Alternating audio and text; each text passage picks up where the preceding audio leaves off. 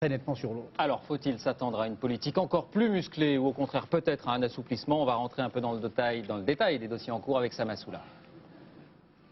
La priorité de George W. Bush, c'est un dossier non classé.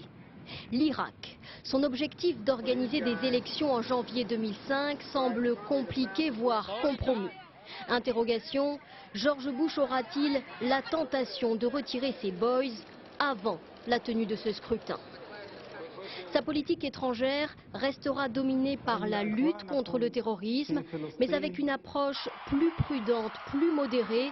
La notion de guerre préventive pourrait être oubliée. Je crois qu'après l'Irak, il est difficile d'envisager de nouvelles interventions musclées dans des pays comme l'Iran ou la Syrie. Les Américains n'ont pas l'appétit et pas les moyens pour de telles aventures extérieures. L'idéologie sera concentrée à l'intérieur et pas à l'extérieur. L'intérieur et ses questions de société. Cheval de bataille de George Bush, moraliser l'Amérique. Dans sa ligne de mire, l'interdiction du mariage homosexuel et de l'avortement.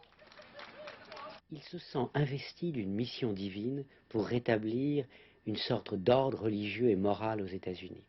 Cette Amérique-là, elle aura de moins en moins de rapports, de relations avec l'Europe. Nous appartiendrons à deux continents émotionnels.